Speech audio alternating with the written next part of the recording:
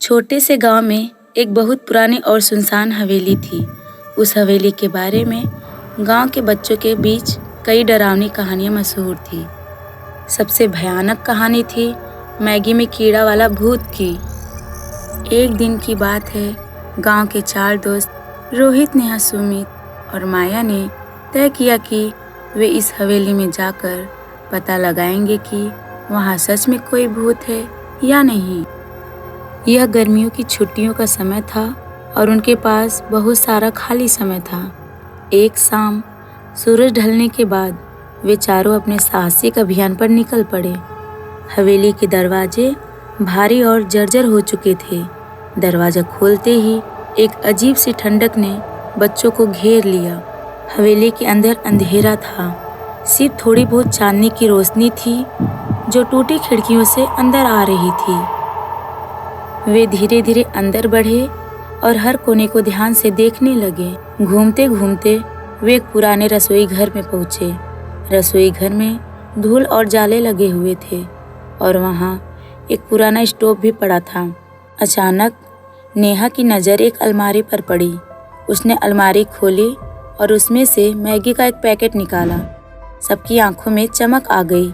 उन्होंने सोचा कि क्यों न इस डरावने माहौल में कुछ स्वादिष्ट बनाया जाए। रोहित ने स्टोव जलाया और पानी गर्म किया। उसने मैगी पकाने के लिए उसमें डाली और थोड़ी ही देर में मैगी तैयार हो गई। बच्चों ने मैगी के कटोरे भरे और खाने बैठ गए। जैसे ही माया ने पहला निवाला लिया, उसे कुछ अजीब सा महसूस हुआ। उसने देखा कि उसके कटोरे में एक मोटा हरा कीड़ा रेंग रहा था। माया चीख पड़ी और बाकी सब भी डर गए।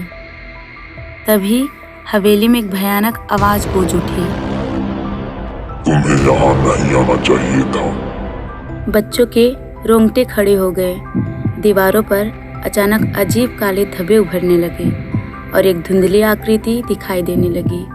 वह एक भयानक भूत था जिसकी आंखें जलती हुई लाल थी और बाल बिखरे हुए थे। उसका चेहरा डरावना था और उसके काले बाल हवा में लहरा रहे थे। यह मेरी हवेली है, भूत ने गरजते हुए कहा। यह मैगी मेरी थी, अब तुम सब इसकी सजा पाओगे। बच्चे डर से कांप उठे और भागने की कोशिश करने लगे, लेकिन दरवाजे खुद ब खुद बंद हो गए। भूत धीरे धीरे उनके पास आ गया और कहा, तुम लोगों ने मेरी शांति भंग की है। अब तुम लोग के पास यहाँ से जाने का कोई भी रास्ता नहीं है।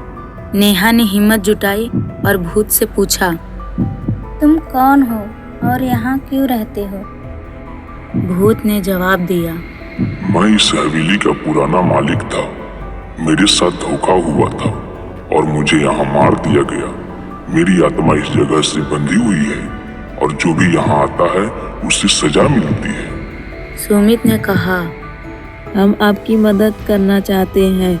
क्या हम कुछ कर सकते हैं जिससे आपकी आत्मा को शांति मिले?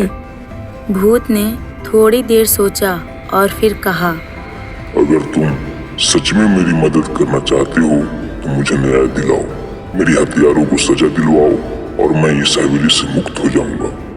बच्चों ने भूत से वादा किया कि वे उसके हथियारों को सजा दिलाने की पूरी कोशिश करेंगे। भूत ने उन्हें जाने दिया और कहा, अगर तुम सफल होते हो तो मेरी आत्मा को शांति मिलेगी। बच्चे गांव लौट आए और उन्होंने अपने माता पिता और गांव के बुजुर्गों को भूत की कहानी सुनाई। सभी ने मिलकर उस पुराने समय की घटनाओं की जांच शुरू की।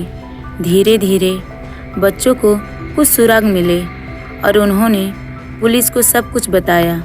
पुलिस ने गहन जांच की और भूत के हथियारों को गिरफ्तार किया। कुछ हफ्तों बाद बच्चे फिर से उस हवेली में गए। भूत ने उन्हें देखा और कहा, तुमने अपना वादा निभाया, अब मैं शांति से जा सकता हूँ। भूत की आत्मा हवेली से मुक्त हो गई और हवेली कभी किसी को परेशान नहीं किया। बच्चों ने एक बड़ी सीख ली, किसी भी रहस्य को सुलझाने के लिए हिम्मत, समझदारी और टीम वर्क की ज़रूरत होती है।